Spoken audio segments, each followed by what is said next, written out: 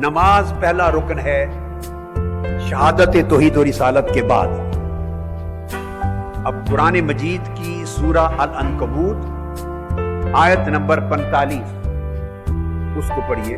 اللہ رب العزت نے ارشاد فرمایا وَأَقِمِ الصَّلَاةَ إِنَّ الصَّلَاةَ تَنْهَى عَنِ الْفَحْشَاءِ وَالْمُنکَرِ۔ فرمایا نماز قائم کرو۔ کیوں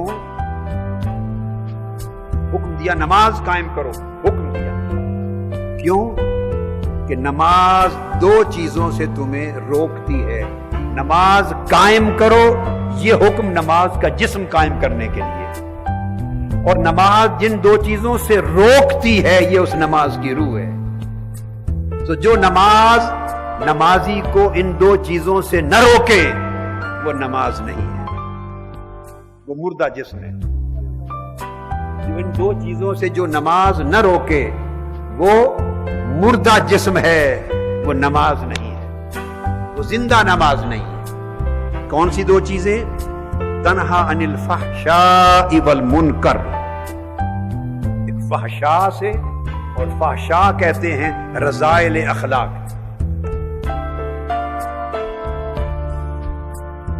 رذائل اخلاق، اور منکر سیئات اعمال۔ برے اخلاق کو فحشاء کہتے ہیں اور برے افعال کو منکر کہتے ہیں۔ اللہ رب العزت نے فرمایا کہ نماز کی خاصیت یہ ہے کہ بری خصلتوں سے اور برے اخلاق سے بھی روکتی ہے، اور برے اعمال اور افعال سے بھی روکتی ہے، فحشاء سے بھی روکتی ہے اور منکرات سے بھی روکتی ہے، فواحش سے بھی روکتی ہے۔ اور فواحش سے مراد صرف ایک بدکاری کا فعل نہیں ہے۔ اگر زبان گندی ہوگی تو کہیں گے یہ فحش زبان ہے، وہ بھی فاحش میں آئے گا۔ برتاؤ گندا ہوگا، فواحش میں آئے گا۔ سوچ گندی ہوگی، فواحش میں آئے گی۔ ہر وہ کام جو نظافت، لطافت اور شرافت کے معیار پہ نہیں ہے، جو حسین اور جمیل نہیں ہے، بددہ ہے، برا ہے، ناپسندیدہ ہے، وہ عمل بے حیائی کا ہے، وہ فحشاء کے اندر آتا ہے۔ صرف ایک بدکاری کا عمل نہیں، زبان کی بدکاری، آنکھوں کی بدکاری، اخلاق کی بدکاری، گفتگو کی بدکاری، برتاؤ کی بدکاری، دل کنجوس ہے تو بدکار ہے، سارے رویے فحشاء میں آتے ہیں۔ تو نماز تمہیں برے رویوں سے روکتی ہے، اور نماز تمہیں گناہوں کے اعمال سے روکتی ہے۔ تو برے رویوں سے رکنا اور برے اعمال سے بچنا یہ نماز کی روح ہے۔ تو نماز فرض کی گئی تاکہ بندے کے اخلاق سنور جائیں اور افعال سنور جائیں۔ تو آپ نے دیکھا کہ سب سے پہلا رکن شہادت توحید و رسالت کے بعد نماز، اور نماز کی روح اخلاق کو سنوارنا۔ اور آقا علیہ السلام نے فرمایا، اللہ رب العزت نے، آقا فرماتے ہیں کہ میرے اللہ نے ارشاد فرمایا انما اتقبل الصلاۃ مما تواضع بها لعظمتی، میں اس شخص کی نماز قبول کرتا ہوں جو میری عظمت کی خاطر متواضع اور منکسر ہو جائے۔ اس کی نماز قبول کرتا ہوں جس کی نماز اس کے تکبر اور رعونت کو ختم کر دے اور اس کی طبیعت اور مزاج میں تواضع اور انکساری پیدا کر دے، اور میری مخلوق پر ظلم نہ کرے، اور میری نافرمانیوں پر اصرار نہ کرے، اور میری یاد کو جاری رکھے۔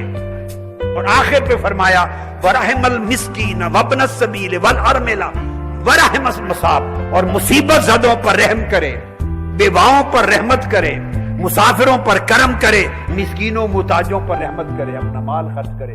جس شخص کے اندر ایسے اخلاق پیدا ہو جائیں میں اسی کی نماز قبول کرتا ہوں۔ بقایا لوگ باقی تو نماز کے جسم کو اٹھا کے پھر رہے ہیں،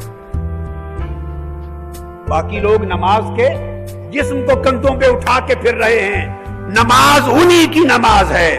فرمایا کہ جن کے اندر تواضع آ جائے، انکساری آ جائے، تکبر نہ رہے، بڑا پن نہ رہے، اکڑ نہ رہے، جھکنے والے بن جائیں، خود کو چھوٹا سمجھیں، خود کو حقیر سمجھیں.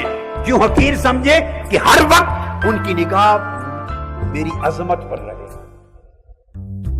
میری عظمت پہ رہے، اور وہ مخلوق پر ظلم نہ کریں، مخلوق پہ جبر نہ کریں، مخلوق کی حق تلفی نہ کریں. شب و روز مجھے یاد رکھیں.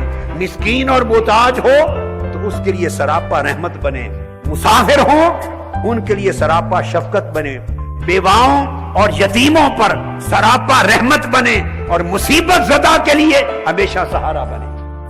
نماز جن لوگوں کی سیرت میں، کردار میں، اخلاق میں یہ تبدیلی پیدا نہیں کرتی، فرمایا میں ان کی نماز قبول نہیں کرتا. مجھے اندازہ ہے یہ حدیث پاک بہت کم لوگوں نے سنی ہوگی پہلے، یہ میرا گیس ہے، بہت کم لوگوں نے سنی ہوگی. یہ مضمون ہے آقا علیہ السلام نے فرمایا وہ نماز کا جسم تھا، یہ نماز کی روح ہے. اب آپ نے دیکھا کہ نماز کے فرض کرنے کا مقصد بھی اخلاق سنوارنا. اللہ پاک ہمارے سجدوں کا محتاج نہیں ہے. اس کی کبریائی نے بڑھ نہیں جانا ہمارے سجدے کرنے، نماز پڑھنے اور قرات کرنے. اور آپ نماز نہ پڑھیں تو نہ اس کی کبریائی نے گھٹ جانا ہے. اسے کوئی محتاجی نہیں، بے نیاز ہے. اس نے ہمیں کیوں ڈالا ہے ان حرکات میں؟ صبح و شام 5 وقت نمازوں کو ہمیں کیوں ڈالا ہے؟ ہر کام چھوڑ کے دوڑے، نماز کریں، سجدے کریں، رکوع کریں، سجدے کریں، رکوع کریں. سمپل سوال ہے، اپنی ضرورت کے لیے یا ہماری ضرورت کے لیے؟ بتائیں. ہر کام چھوڑ کے دوڑیں، نماز پڑھیں، با جماعت نماز پڑھیں، قرات کریں، قیام کریں، رکوع کریں، سجود کریں، سنتیں پڑھیں، فرض پڑھیں، سنتیں پڑھیں، وتر پڑھیں. اس نے ہمیں یہ سارا جو ہمارے اوپر عبادت کا بوجھ ڈالا کیوں؟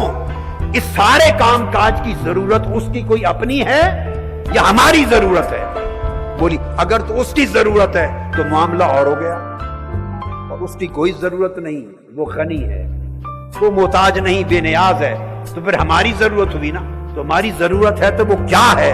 وہ اللہ پاک نے بیان کر دی. ہماری ضرورت یہ ہے، وہ ہمارے اخلاق سنوارنا چاہتا ہے، ہمارا طرز زندگی سنوارنا چاہتا ہے، ہمارے رویے سنوارنا چاہتا ہے، ہماری سوچیں سنوارنا چاہتا ہے.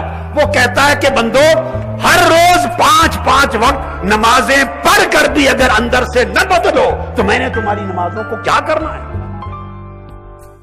میں نے تو نمازیں فرض اس لیے کیے ہیں کہ تم فحشاء سے بھی بچ جاؤ اور منکرات سے بھی بچ جاؤ.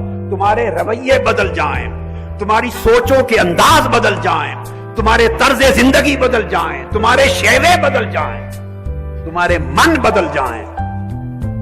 اگر وہ من نہ بدلے تو اس تن کو رکوع سجود کی مشقتوں میں ڈالنے کی کیا ضرورت ہے؟ یہ ہے رکن نماز کا حال.